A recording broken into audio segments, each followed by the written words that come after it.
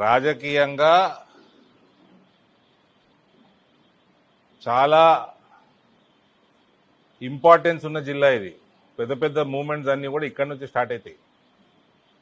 ఇక్కడ కాంగ్రెస్ పార్టీకి మంత్రి చేయడానికి కూడా ఎవరు లేరంటే నేనైతే సంతోషిస్తా పర్సనల్గా బీజేపీ కార్యకర్తగా. కానీ ప్రజలు మాత్రం దీన్ని హర్షించరు. ఇది జిల్లాకి మంచి పని కాదు, మంచి పరిణామం కాదు.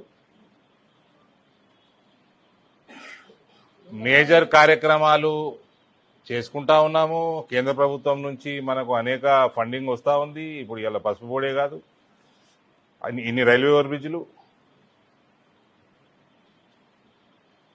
వీళ్ళు పట్టించుకుంటలేరండి. మాధవ్ నగర్కి అర్సపల్లి పేమెంట్ కూడా పట్టించుకుంటలేరు. నేను మాట్లాడినా ఇలా మినిస్టర్లతో, అది కూడా ఇవ్వను. మళ్ళీ ఇంతకుముందు మాట్లాడి ఇప్పించింది మీకు తెలుసు, మళ్ళీ మాట్లాడి మళ్ళీ ఇప్పించే ప్రయత్నం చేస్తున్నా. నాకు మాధవ్ నగర్ ఫ్లైఓవర్ ఎట్టి పరిస్థితిలో ఈ ఇయర్ ఎండింగ్ లోపల దాని మీద రప్ప రప్ప రప్ప రప్ప వెహికల్స్ పోవాలి.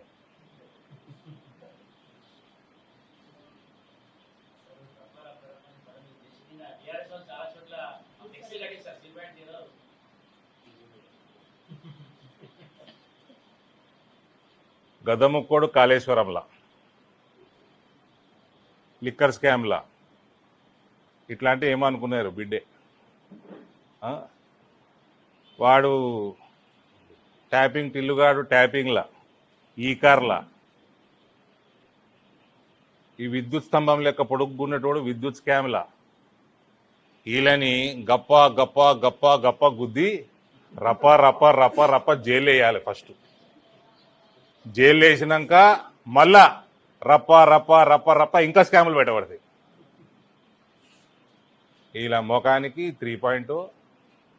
3 సీట్లు రా వీళ్ళకి తిప్పి కొడతాయి. ఆ కేసీఆర్ నిలబడాడు ముసలోడు నెక్స్ట్ టైం. సిరిసిల్ల నాకు హరీష్ ఒక్కడే గెలుస్తాడు అనిపిస్తుంది అండి. ఆ సిద్దిపేట బయట ఆయన కూడా లుటపీస్ ఏం లేదా. సిరిసిల్ల కూడా కేటీఆర్ని ఓడగొడతాం. It is easy, and this is coming out from somebody who has demolished his sister's political career.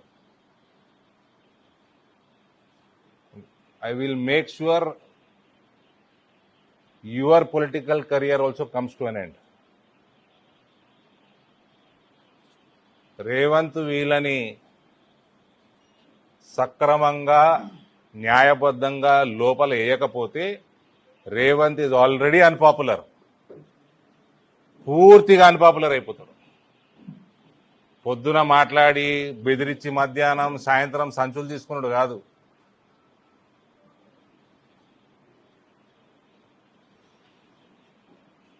నువ్వు చెయ్యలేదా,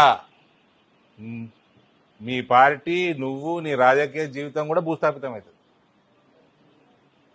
తెలంగాణ సమాజం ఏనాడు కూడా కల్వకుంట్ల కుటుంబానికి క్షమించదు. ఎవడన్నా కడతారా ఎట్లా ప్రాజెక్ట్ ఇనాగ్రేషన్ కాకంటే ముందు గులిపేస్తా స్థితికి వస్తుందా?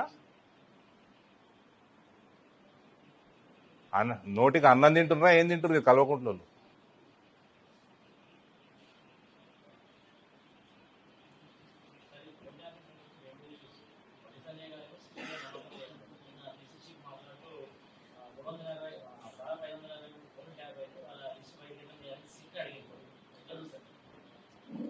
బండి సంజయ్ గారి కంటే ముందు ఈ సిటువానికి రాదు. పార్టీ పెద్దలు ఇద్దరు, కిషన్ రెడ్డి గారు, బండి సంజయ్ గారు, వీళ్ళిద్దరిని నేనే డిమాండ్ చేసిన ట్విట్టర్లో, లీగల్ సెల్ని కోర్టుకు పంపండి, కోర్టు నుంచి డైరెక్షన్ తెచ్చుకోండి, సిబిఐకి అప్పచెప్పుర్రి, పార్టీ లీగల్ సెల్ని యాక్టివేట్ చేయండి. ఫస్ట్ నేనే డిమాండ్ చేశాను, మా వాళ్ళనే డిమాండ్ చేశాను నేను. రేవంత్ ఇయ్యాడు సిబిఐకి. నేను అందుకనే చెప్పిన ఇందాక, పొద్దున కేసు బయటికి తీసుడు, మధ్యాహ్నం బెదిరించుడు, సాయంత్రం సంచులు తీసుకుడు కాదు. ఇట్లా చేస్తే టోటల్ అవుట్ అయిపోతారు వీళ్ళు కాంగ్రెస్ వాళ్ళు. ఎట్టి పరిస్థితుల్లో సిబిఐ చేతికే వాళ్ళు ఈ కేసు. వీడోడండి ట్యాపింగ్లు చేయనీకే, బాలీవుడ్లో కూడా చేసిండు వీడు tapping.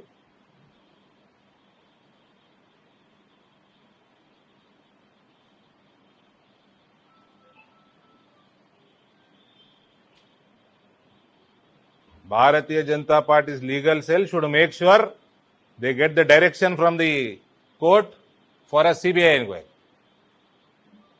They should not rest till then. మీ ఎంపీలేదైంది, మీ మంత్రులేదైంది అంటుండ్రు.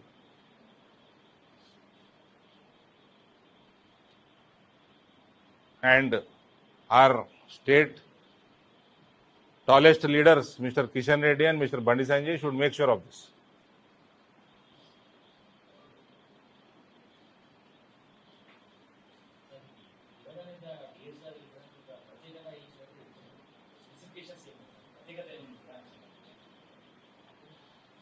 ఒకటేమో దేశంలో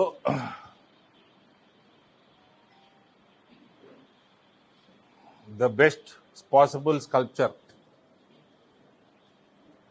పద్మభూషణ్ రామ్ సుతార్ గారి దగ్గర చేయించడం, ఆయన టైమ్లీ డెలివరీ చేయించడం,